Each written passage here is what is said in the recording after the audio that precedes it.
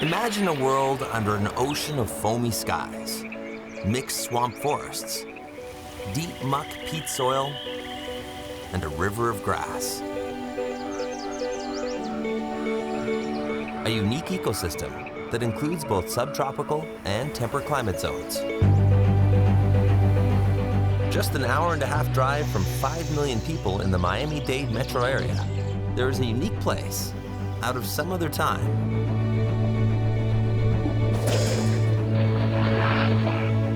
Full of animals, dangerous and endangered.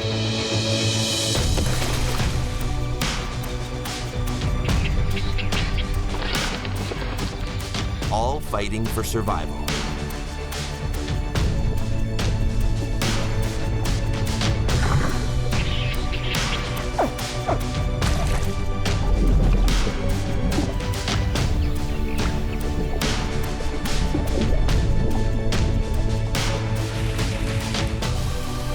And it all spins on the wheel of wet summers and dry winter seasons, where animals must adapt in order to thrive. This is the world of the Florida Everglades.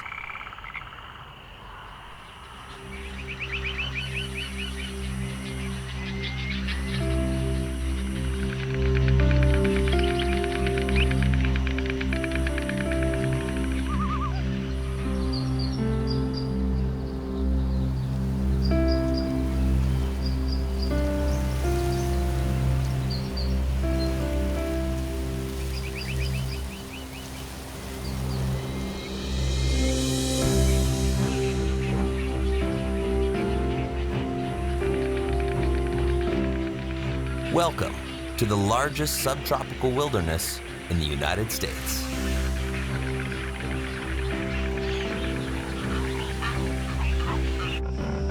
The Everglades is a 2 million acre area that stretches from Lake Okeechobee, one of the biggest freshwater lakes in the country, to the Florida Bay. It's a complex network of interdependent habitats that form an ecosystem, a web of marshes, sloughs, wetland prairies, and forested swamps.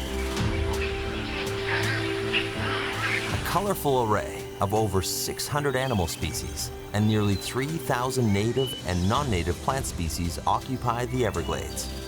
Their survival depends on a delicate dance with each other, their surroundings, and only 2 seasons, wet and dry.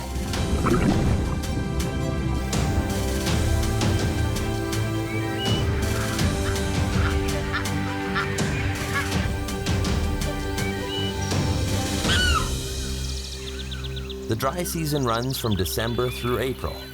It's cooler than it is in the spring and summer, with average high temperatures hovering around 25 degrees Celsius. With cooler air flowing in from the north, there's lower humidity and virtually no rain. Water levels shrink to as little as 15 centimeters in the dry season.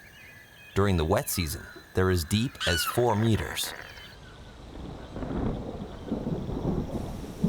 It's May, the beginning of the wet season. From now until November, when the season ends, the Earth's axis tilts the Florida Panhandle back towards the sun, making the Everglades a hotter, wetter place. Humidity is at 90%. Temperatures during the day reach over 30 degrees Celsius.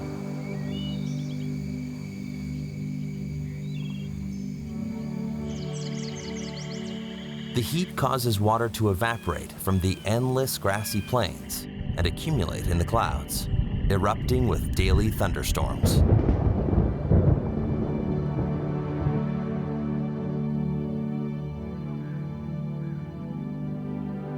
The Everglades are soaked with heavy rainfalls that typically subside quickly. As much as 150 centimeters of rain can fall during the wet season, revitalizing and replenishing the landscape.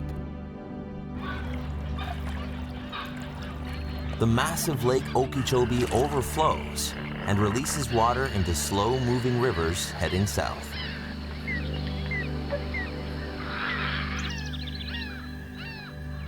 The rivers flood the prairies, mangroves, and marsh, filling the many gator holes which dot the landscape.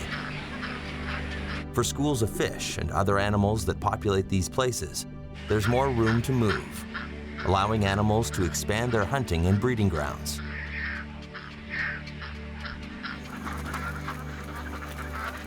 Animals disperse. Because there are so many insects and the wildlife is so spread out, few people visit the Everglades in the wet season. But not all animals run from the flood.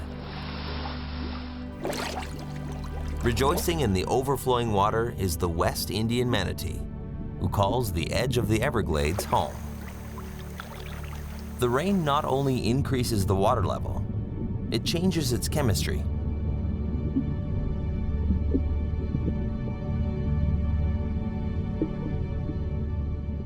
During the dry season, the saltiness or salinity of coastal and inshore habitat waters rises because there is less rainfall. Manatees swim up rivers and streams to find fresh drinking water necessary for their survival. In the wet season, when the salinity of the water decreases, the manatees return to the coastal areas. Manatees are one of the only fully aquatic plant-eating mammals on Earth, and though they are sometimes referred to as sea cows, their closest relative is the elephant.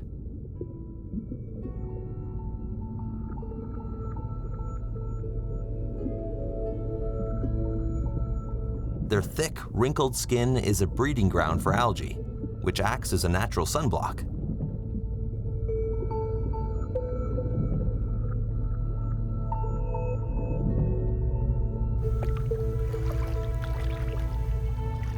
Flat, powerful tails propel them through water, while front flippers help them steer. This manatee is using its powerful front limbs to crawl slowly through the shallows. In deeper water, it can swim more quickly, as fast as 24 kilometers per hour.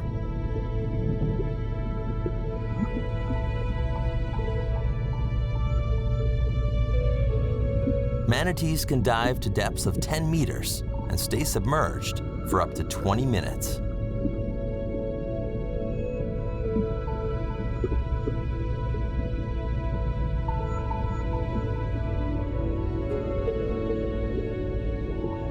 The manatee's lungs lie along their backbone, and not the rib cage, as is found in most mammals. Their lungs help control buoyancy.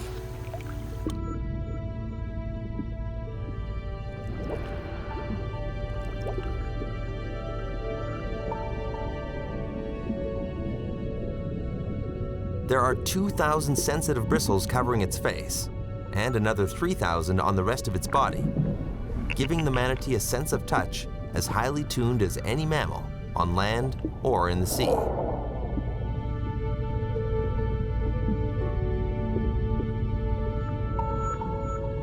These hairs are helpful for finding food in murky waters. They may have small eyes and no observable outer ear, but manatees are believed to see and hear quite well.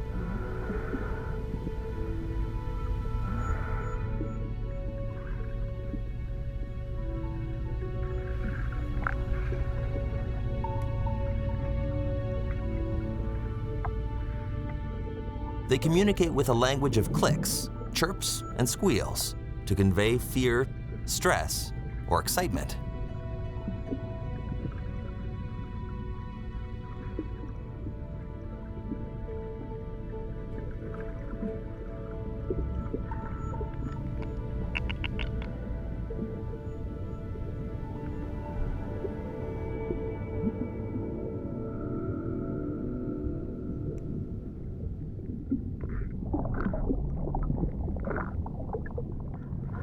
Playfully mouthing each other is common amongst these social creatures during mating periods.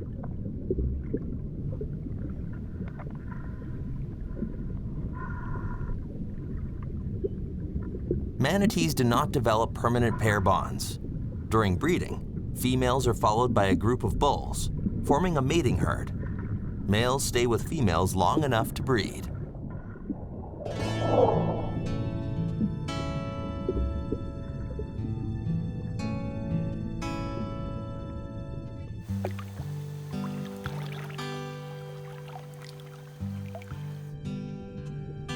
Calves are born throughout the year. though more are born during the wet season.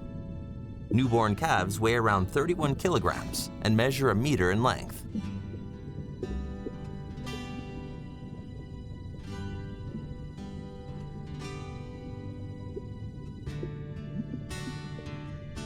This youngster is nursing.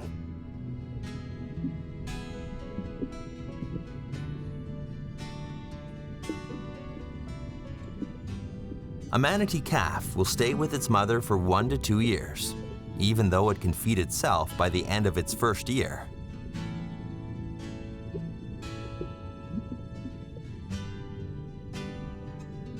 Manatees have no biting teeth, only grinding molars, perfect for chewing vegetation. A manatee can move each side of its lips independently, allowing it to grab aquatic plants and draw them into its mouth.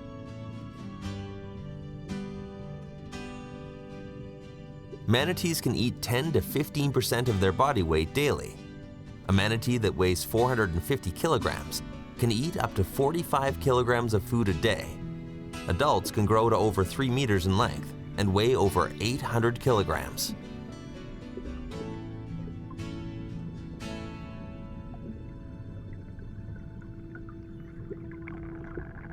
This herd gathers near nutrient-rich algae on the bottom of a boat. It's a dangerous but not uncommon meal. It's one reason manatees are on the endangered species list. Boat propellers maim these animals, sometimes fatally.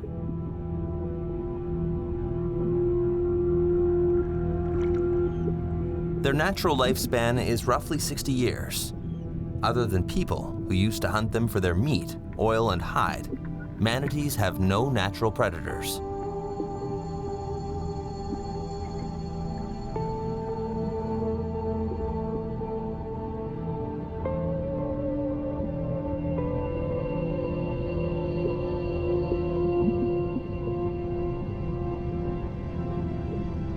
Today, hunting manatees is illegal. Though their future is far from certain, this herd still survives in the warm Florida waters. Manatees aren't the only animals to benefit from the bounty of the wet season. As the waters rise, the Florida Everglades spring to life. But the changing season brings with it a new set of challenges: tropical storms.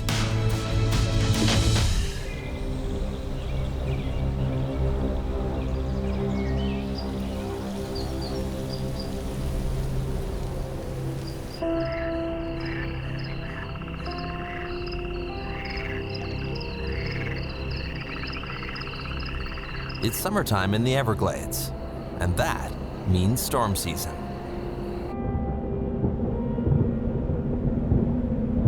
Each year in June, tropical storms begin to form off the coast of Florida. About every 10 years, the southern tip of the state is hit by a Category 3 hurricane or greater, with winds exceeding 170 kilometers per hour.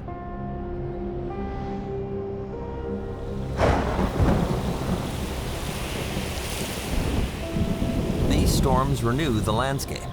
Winds knock down old, dead trees and disperse plant seeds. Heavy rains cause water levels to rise. This replenishes the mangrove forests. During the dry winter months, the mangroves are shelter for birds that nest and feed here. And during the summer months, these forests provide the first line of defense against the storms. There are 3 main species of mangroves: black, white, and red. Red mangroves, identified by their stilt-like roots, occupy the seaward side of the forests, so they receive the greatest amount of tidal flooding. Black mangroves grow in areas that only flood during high tides. White mangroves face inland and are rarely flooded by tidal waters. Some species can grow as tall as 39 meters. These trees have a unique reproductive strategy. Instead of dormant seeds, they produce seedlings that develop while still attached to the tree and then are released into the water. Once the seedling drops from the tree, there is a dispersal period in which each species must stay in the water for a certain length of time in order to survive. For the red mangrove, this dispersal period is 40 days long. Black mangroves must drift for at least 14 days. The white mangrove's dispersal period is only 5 days. If a seedling lands in a nutrient-rich area, it will begin to take root. This reproduction and dispersal method has enabled vast mangrove forests to thrive by spreading their living seeds far and wide. These forests are a crucial component of the Everglades ecosystem. Their strong roots are a powerful form of erosion control and create cozy living quarters for animals like manatees, turtles, fish, and alligators.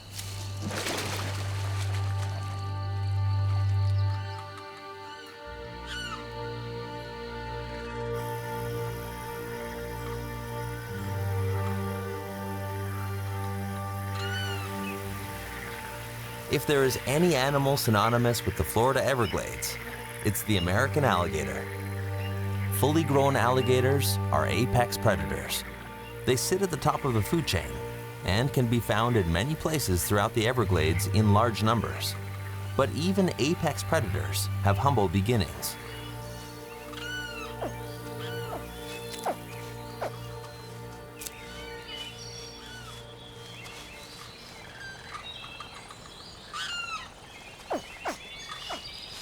Baby alligators can hatch as early as June or as late as September. The temperature inside the nest determines an alligator's gender. Extreme cold or hot temperatures produce females, while intermediate temperatures produce males.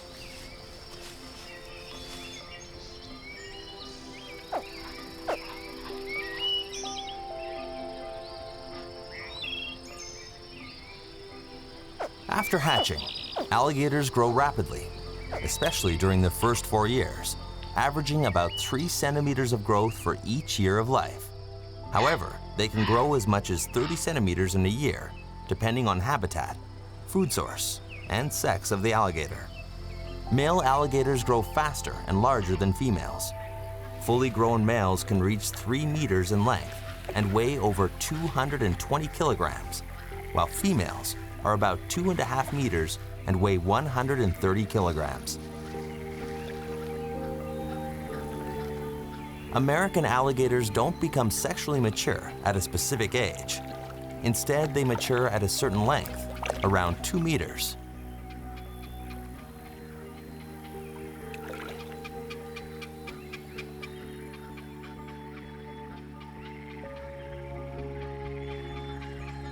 At 2 meters, like the alligators seen here, they're a formidable threat to much wildlife.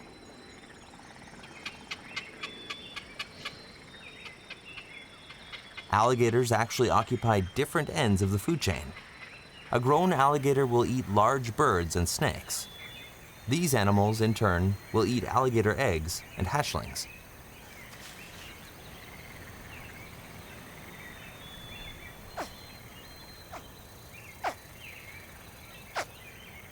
On average, 24 hatchlings will emerge from alligator nests. Only 10 will survive the first year. Even apex predators have to fight to find a place in the Florida Everglades.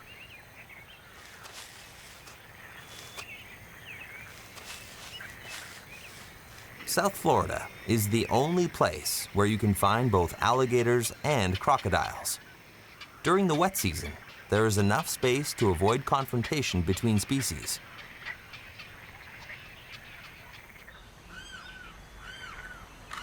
A crocodile can be distinguished from its cousin, the alligator, by its long, slender snout and protruding teeth. Crocodiles are the largest living reptiles. They can grow to be over 4 meters long and weigh as much as 900 kilograms. They are cold-blooded animals and need sunlight to warm up. Even still, during the summer months, it's possible for crocodiles to overheat. One of the ways a crocodile stays cool is by lying motionless with its mouth open. Body heat is lost through the soft, moist skin of the mouth and tongue.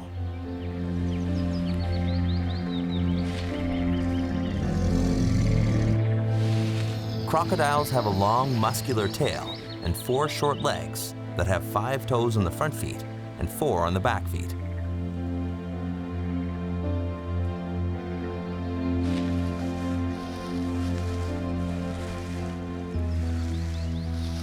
They are perfectly adapted for the Everglades, able to move seamlessly from land to water.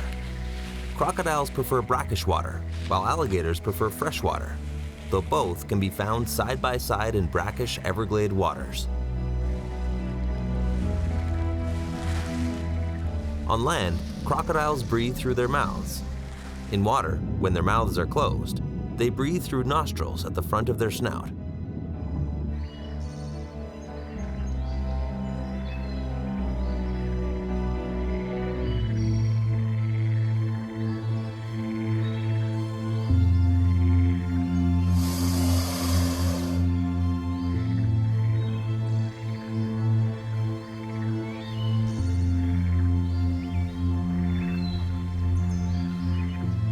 Crocodiles and alligators aren't the only reptiles in the Everglades.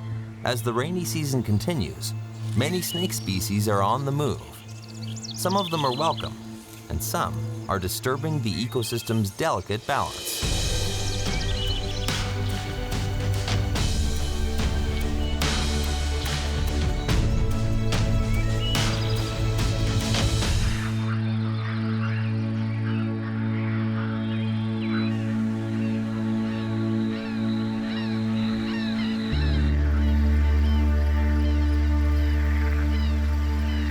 It's August, the middle of the wet season, and water levels are at their highest.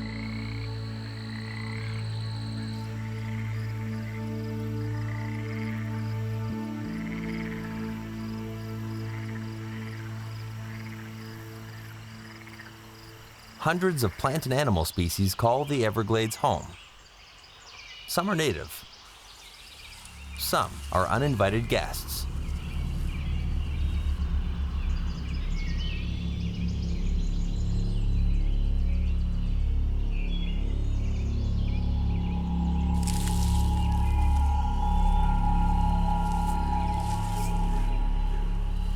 Burmese pythons are an invasive species, illegally released by careless pet owners. They're native to Southeast Asia, but have spread thousands of kilometers across southern Florida.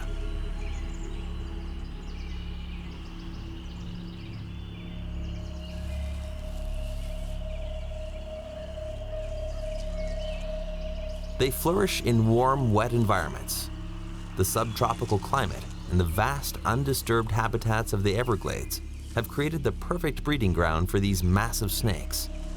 Without a natural predator, Burmese pythons are feasting on the native wildlife.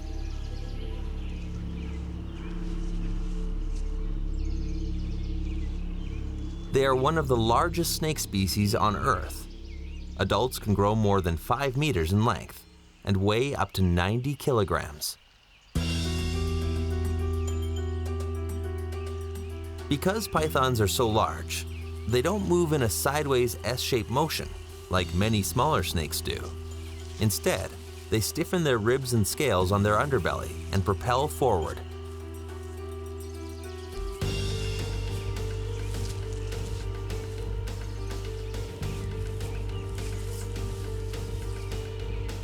Pythons have poor eyesight. In order to find food, they use chemical receptors in the roof of their mouth and heat sensors along their jaw. They use their tongue to transfer chemicals from air to organ. These snakes are constrictors, so they don't have fangs.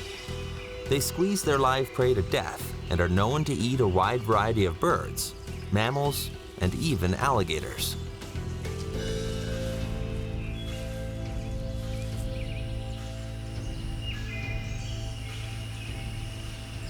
A typical python breeds every other year, produces a clutch of between 20 and 50 eggs, and can live for 20 years or more.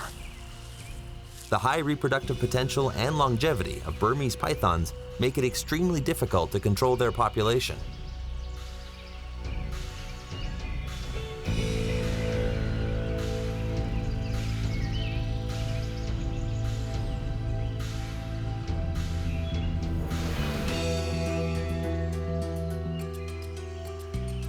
Over 2,000 pythons have been removed from Everglades National Park since 2002, likely a small fraction of the total population.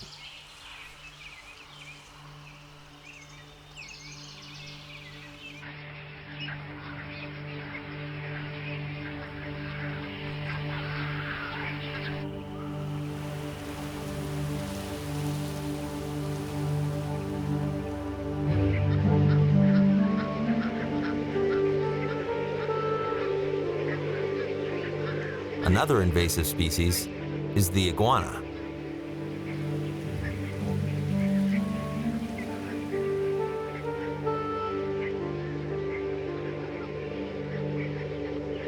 These prehistoric-looking reptiles spend most of their lives in the mangrove trees, moving quickly among the branches if disturbed.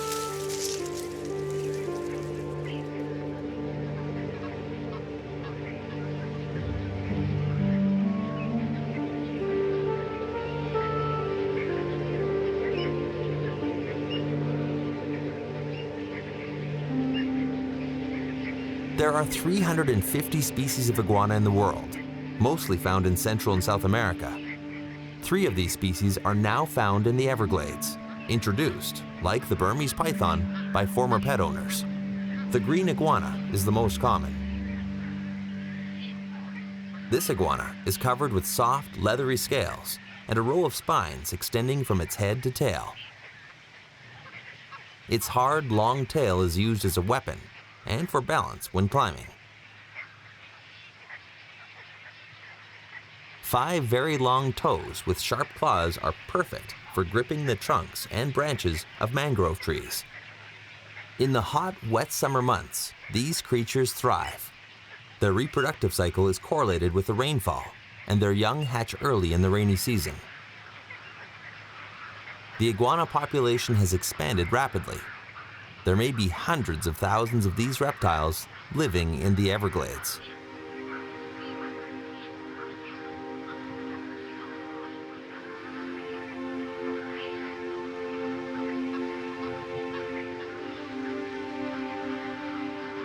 They also grow quickly, reaching a maximum size of about 1 meter long and weighing up to 8 kilograms.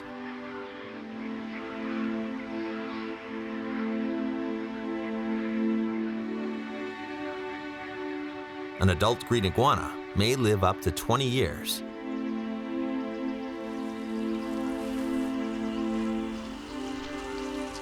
Introducing invasive species threatens the natural order of the Everglades, but losing native species can be just as devastating. There are hundreds of species of birds in the Everglades, and some of them are endangered.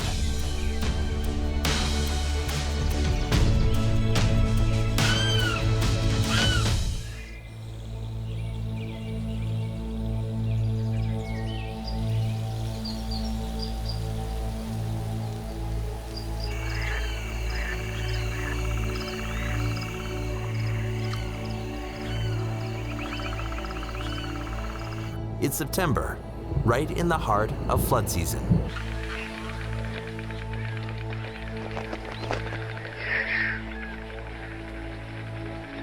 Over the course of a year, 350 bird species make an appearance in the Everglades.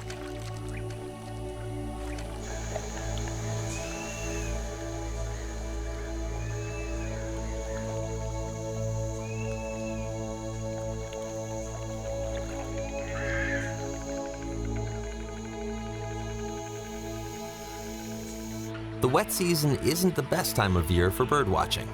That's still a few months away during migration. However, some of the more elusive inhabitants can be seen if you know where to look, and few are more elusive than the American bittern.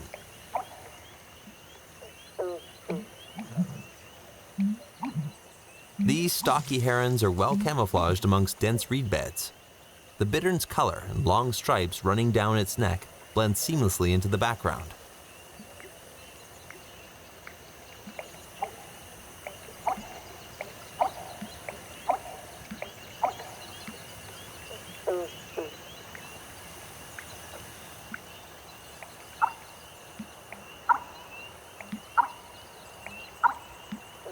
When threatened, they freeze with their heads pointed skyward, gently swaying with the breeze in order to resemble reeds.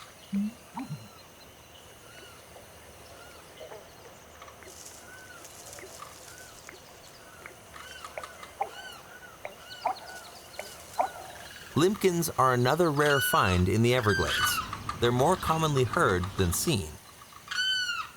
Even when they are spotted, limpkins are not easy to identify.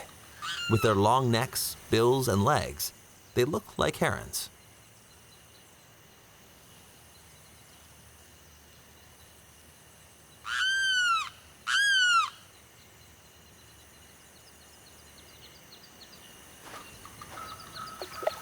Limpkins forage in shallow waters, where they use uniquely adapted bills to pull snails from their shells.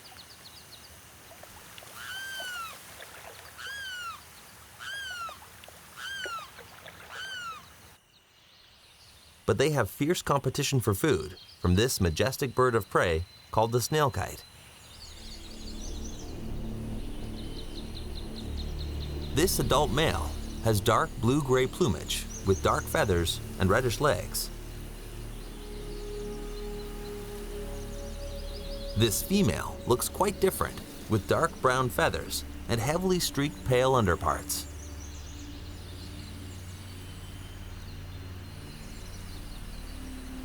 These specialized hawks fly from nests they build in bushes or on the ground in search of their primary food source, the large apple snail.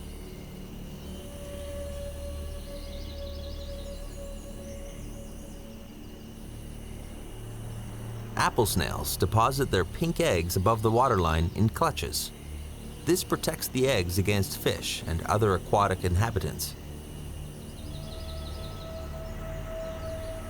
But they are an easy meal for snail kites. The slender, curved bill of this medium-sized raptor is adapted specifically for eating snails and their eggs. The snail kite is endangered in the Florida Everglades, with less than 400 breeding pairs. Much of the bird's habitat has been drained, other parts flooded to depths uninhabitable. Rising sea levels and climate change are altering nesting grounds and habitats. High water levels can also usher in unwanted man-made contamination. This has caused water quality to decline, and with it, so too has the snail kite population.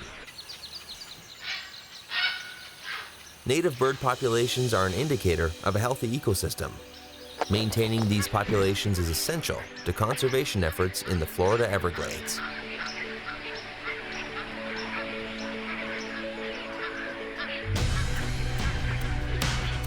As the rainy season comes to a close and the climate gets colder in other parts of the world, migratory birds find their way back to the Everglades.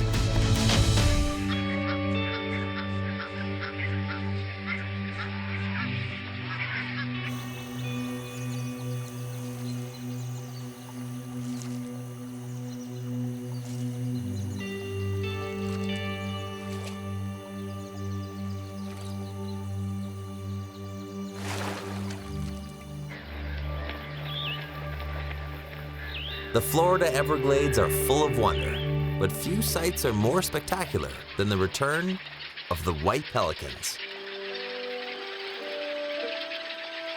Nearly 1,500 white pelicans winter in Everglades National Park. They begin arriving in late October, a sight that signals the end of the wet season.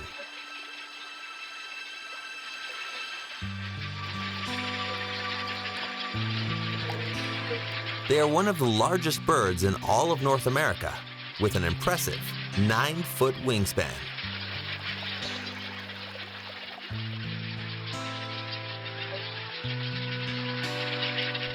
Using their pouches as fish nets, these pelicans submerge their heads to scoop up their food.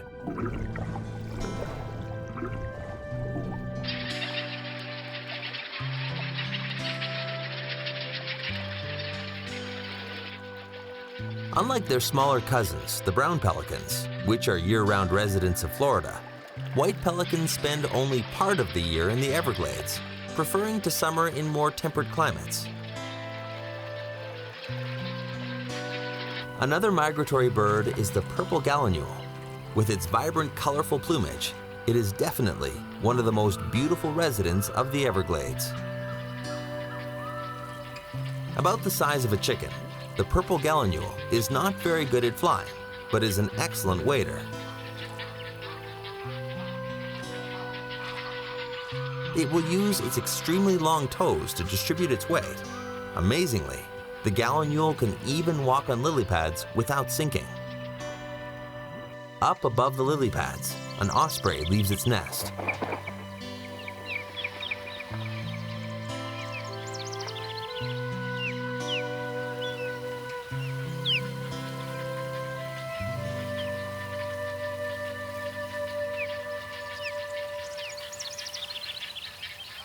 These birds of prey are found worldwide. In the Everglades, they sit atop the food chain. With a 6-foot wingspan, they soar high above, searching for prey with their keen eyesight.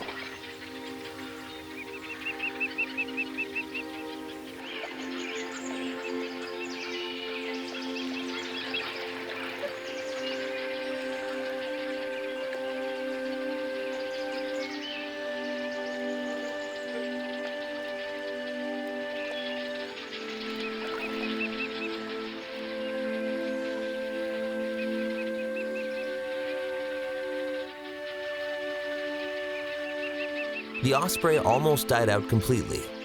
Their population did not recover until after DDT was banned by the US government in 1972.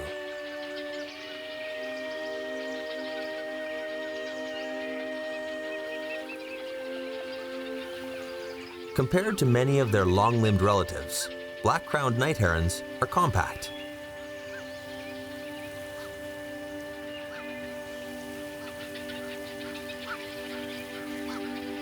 With beautiful red eyes, black crowns and backs, white or gray bellies, and short yellow legs, they're easy to distinguish from other birds.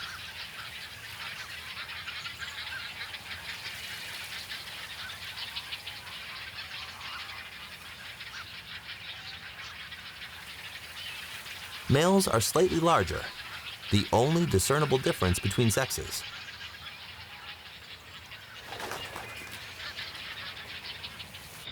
As their name suggests, these herons are most active at night or at dusk, when you can see their silhouettes flying from roosts to forage.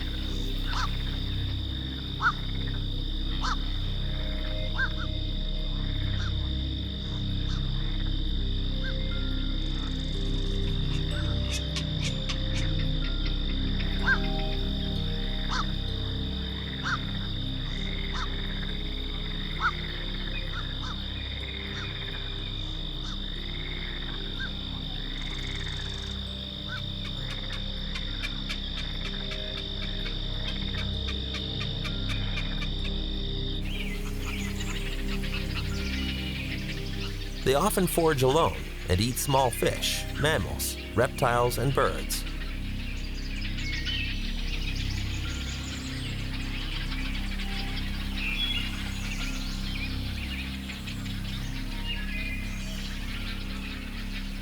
These social birds breed in stick nests, usually built over water, and communicate with a very distinct call.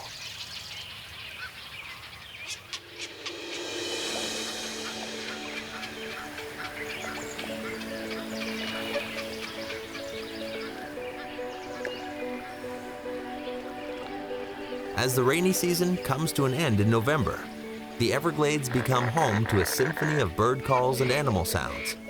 Migratory birds have come home, and animals that were seeking shelter from the rain re-emerge.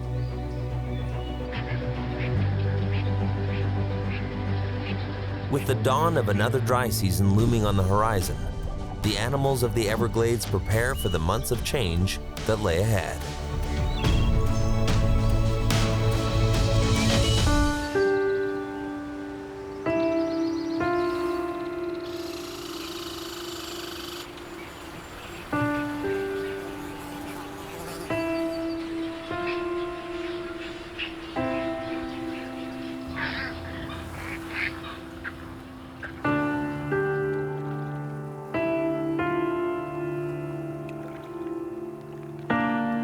It's late November, and the wet season is winding down.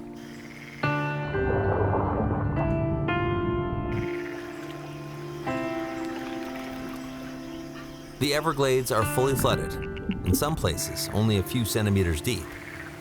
Waters from Lake Okeechobee continue to move slowly throughout the region.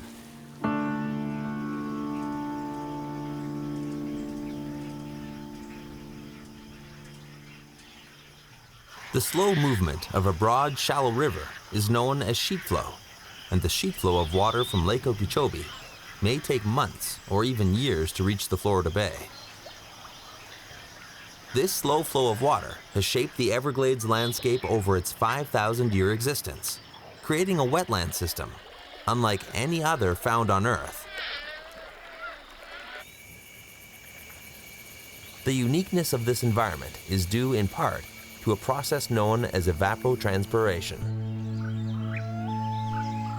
Evapotranspiration is the transport of water from the Earth's surface to the atmosphere through evaporation of water and transpiration from plants. During a year unaffected by drought, as much as 100 centimeters of water can make its way back into storm clouds.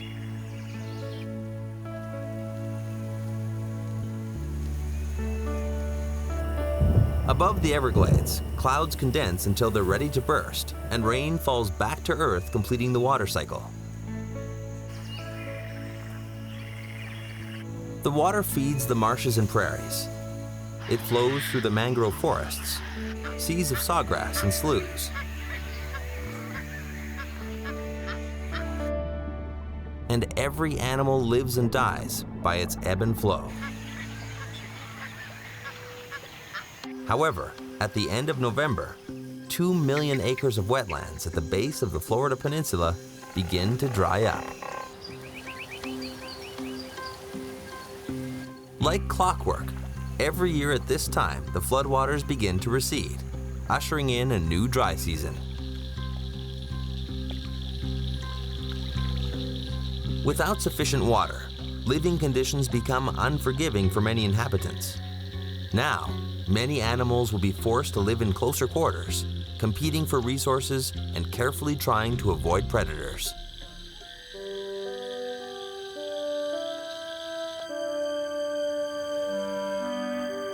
Some predators become less threatening during the cooler dry season. Crocodiles that were very active during the wet season become dormant. Cold-blooded animals need heat to function properly. The colder the water gets, the more sluggish crocodiles become.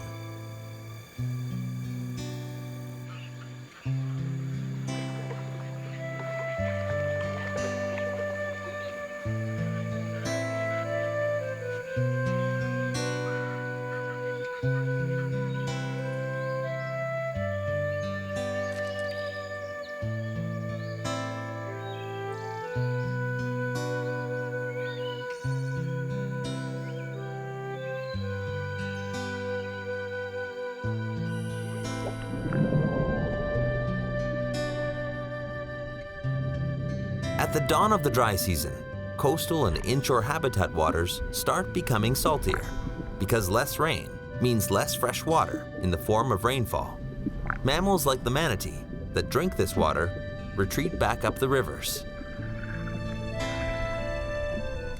Other animals congregate around the gator holes and become easy prey for predators.